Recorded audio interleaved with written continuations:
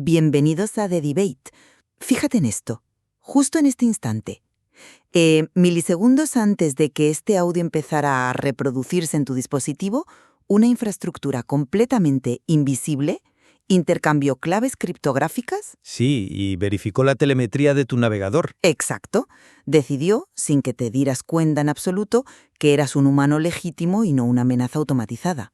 O sea, un perímetro silencioso está tomando millones de decisiones de seguridad por nosotros cada segundo.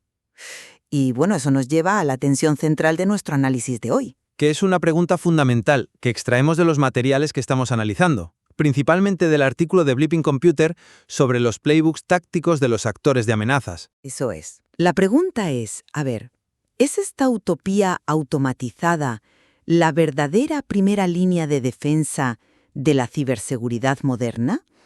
¿O simplemente nos está volviendo peligrosamente ingenuos? Y yo en este análisis lo tengo clarísimo. Sostengo que la seguridad perimetral automatizada, esa red de verificaciones de infraestructura impulsada por inteligencia artificial en el borde de la red, es el escudo definitivo. Ya. La escala de las amenazas actuales, con botnets disparando millones de peticiones por segundo, exige respuestas matemáticas e inmediatas. Respuestas que, sinceramente, no pueden depender del comportamiento o la formación del usuario humano. Bueno, pues yo vengo a desmontar esa ilusión de seguridad. Mi perspectiva es que esa infraestructura, por masiva que sea, es radicalmente insuficiente. ¿Insuficiente? Totalmente insuficiente. Porque los atacantes ya no operan como simples bots de fuerza bruta. Yo argumento que la educación táctica individual del usuario final, lo que en inteligencia militar y en manuales contemporáneos llamamos seguridad operativa personal o OPSEC, es la única defensa real. Cuando el adversario elude tu perímetro invisible, el usuario sin formación es una víctima garantizada. Vamos a aterrizar esto en la mecánica real de cómo operan estas redes. Porque creo que subestimas lo que ocurre bajo el capó.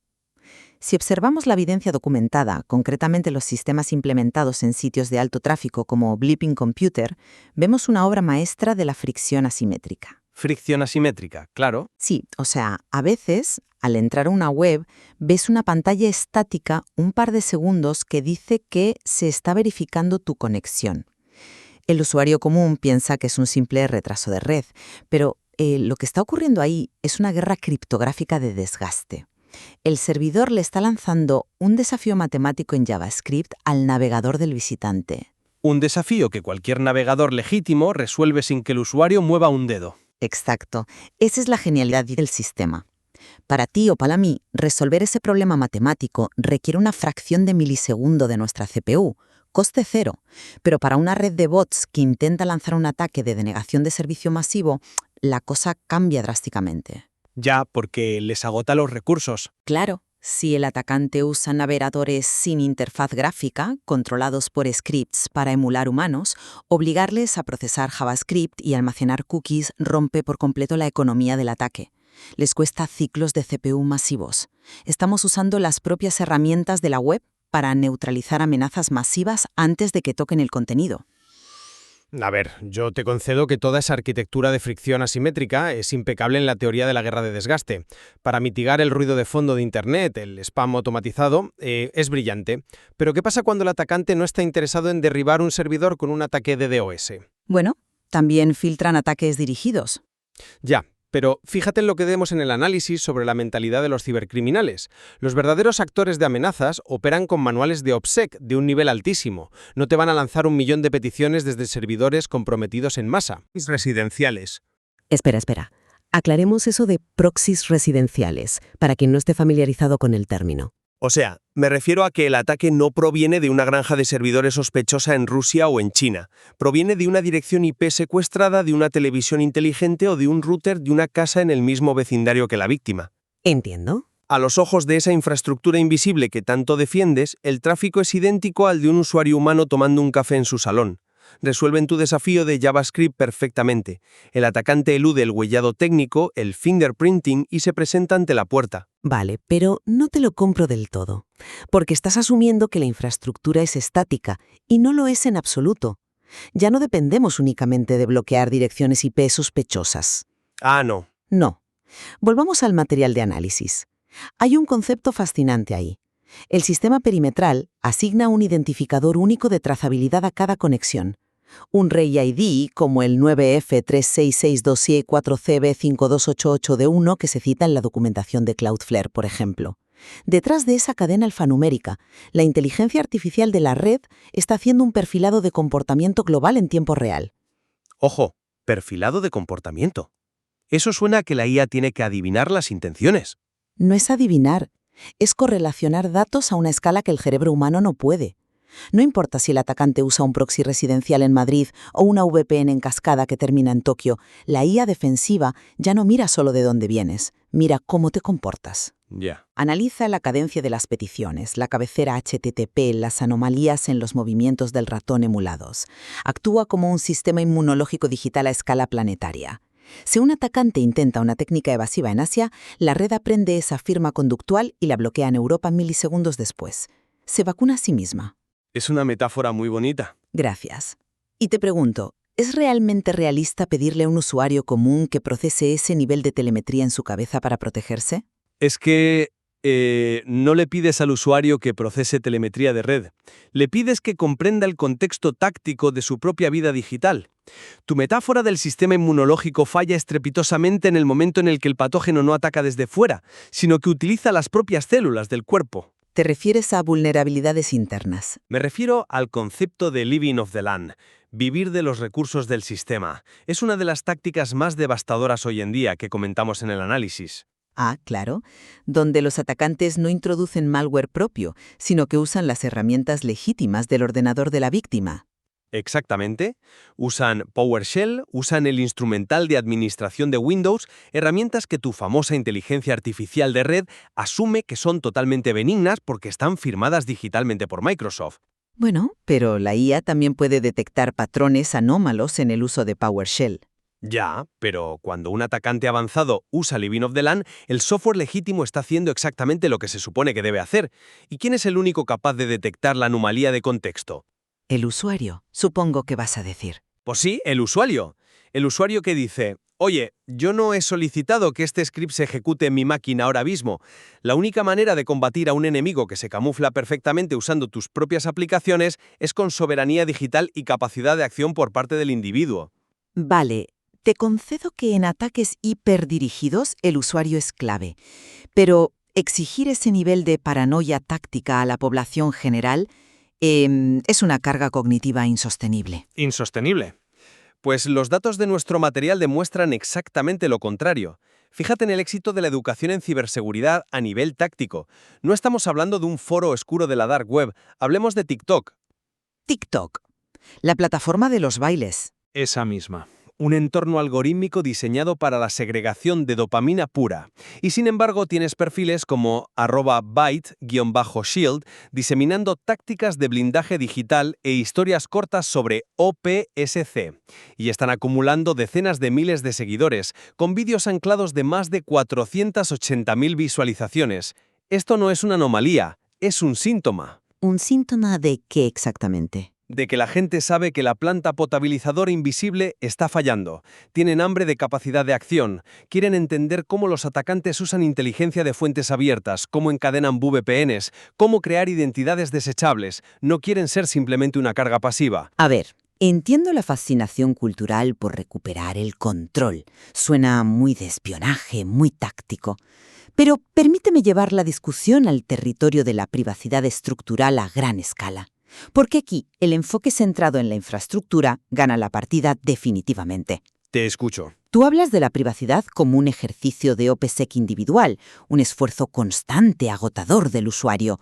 Yo sostengo que la infraestructura moderna democratiza la privacidad de una manera que la formación individual jamás podrá igualar, protegiendo las bases de datos de forma sistémica, mediante cifrado. Ya, pero cifrar el tránsito no te salva si el endpoint está comprometido. Pero mitiga las brechas masivas. Si un usuario no tiene formación en OPSEC y usa la misma contraseña en 10 servicios distintos, esta infraestructura invisible que bloquea el ataque de denegación de servicio está protegiendo indirectamente la base de datos donde residen las credenciales de ese usuario, sin que él mueva un dedo. Esa fe ciega en la criptografía de red es exactamente el peligro del que te hablo. Vamos a elevar el nivel técnico del debate a la perspectiva cuántica. Adelante con la cuántica. Tú confías en que los túneles VPN, las conexiones TLS y los sistemas perimetrales protegen la privacidad de forma irrompible. Pero hablemos del elefante en la habitación a nivel de inteligencia, la doctrina del Harvest Now, Decrypt Later. O sea, recolectar ahora y descifrar después. Así es. Los actores estatales y los sindicatos avanzados de cibercrimen con alta capacidad de almacenamiento están aspirando exabytes de tráfico cifrado de la red hoy en día. No pueden leerlo ahora porque tu infraestructura matemática los bloquea.